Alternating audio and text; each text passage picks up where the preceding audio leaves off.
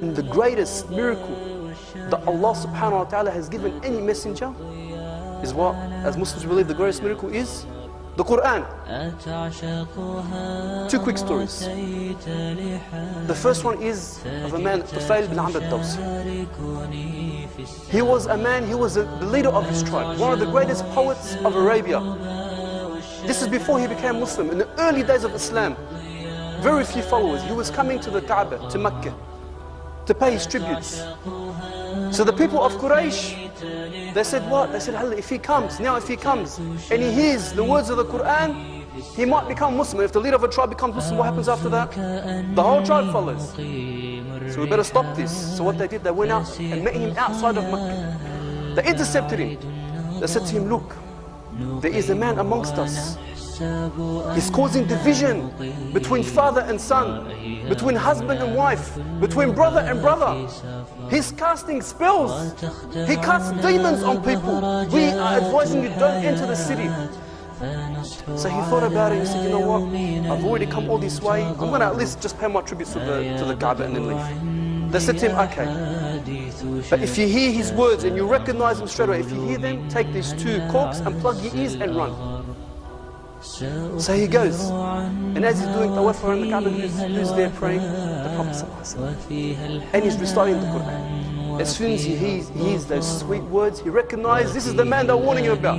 So what does he do? He plugs his ears and he takes the bowl. As he's running, he says, what am I doing? I'm the leader of my tribe. I am the greatest poet in Arabia. These words are going to affect me. Yes, he unplugs his ears, he walks back, he hears the words of the Quran, he takes the shahada and becomes. And that's how we know this story, because he tells us. Second story.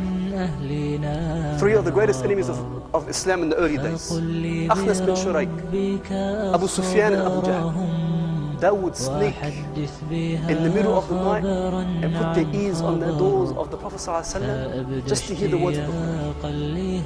And they would sneak back as morning would arrive, so no one would see them. The first night, they all bumped into each other. They didn't know the other one was there. So the first one to the other one goes, what are you doing? What are you doing? They all knew what they were doing. So they swore they would never return. The second night, the same thing happens. So that again they swear they will never return. The third night, the same thing happens. So this time they swear by their mums, by their children, by the work, they will never return, and they don't return. But Al-Akhnas, he's curious. He comes to Abu Sufyan and he says to him, now we've been listening for the last 3 nights. I mean, what do you think? Abu Sufyan says, it's the truth. What else can it be? It's interesting. Let's ask Abu Jahl. Abu Jahl has been listening too, hasn't he? We'll ask Abu Jahl as well. So they go to Abu Jahl. They say to him, what do you think? He says, it's the truth. Abu Jahl says, it's the truth. And then he says, but he is from Banu Hashim. And we are from Bani Amir. Whenever they do something, we match it. They give charity, we give charity. They show generosity, we match it. They show bravery on the battlefield, we match it. But when one of them claims this, we can never match it, and they've won forever. So we'll never accept it. SubhanAllah, Brother Rami at the beginning of Ramadan, he mentioned a story of when the Prophet ﷺ was reciting Quran. And the kuffar themselves and the believers, when he came to a verse of prostration, everyone prostrated. One of the beauty of the Quran is the precision. The way Allah subhanahu wa ta'ala, He uses His words calculated. It cannot be from a human being. And you don't have to be an Arab to understand these examples. So 2 quick examples. The first one, Allah subhanahu wa ta'ala says, مَا جَعَلَ اللَّهُ لِرَجُلٍ مِنْ قَلْبَيْنِ فِي جَوْفِهِ. Allah subhanahu wa ta'ala says that He is not placed in the body of any man 2 hearts. What's the word for man here in Arabic? Rajul. What does Rajul mean? Man. Can it mean woman? No. Man. Rajul means man. It's male only. He was not placed in the body of any man 2 hearts. And this verse is talking about we only have 1 heart, so we can have 1 intention. You can't have, for example, in the one person can't feel iman and kufr at the same time. He can't have certainty and doubt at the same time. It's either one or the other. You only have 1 heart. But even if we take it literally, say we take it literally, can a man have 2 hearts in his body? No. But why did Allah specify man? Why didn't it say nas? Why didn't it say mankind, human beings in general? Why did it specify man? A woman can Did she have 2 hearts in her body? She's pregnant. How many hearts does she have in her body?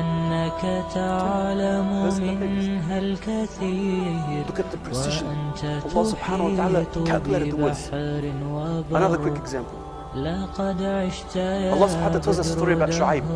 He says, وَإِلَى مَدْيَنَ أَخَاهُمْ شُعَيْبًا. And to the people of Madyan we sent their brother Shu'aib. أَخَاهُمْ, their brother Shu'aib. Madyan means 2 things. Keep this in mind. Madyan is the city, the name of the city.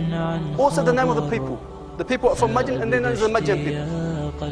So Shu'aib was from their tribes. Allah subhanahu wa ta'ala, وَإِلَى مَدْيَنَ أَخَاهُمْ شُعَيْبًا, their brother Shu'aib.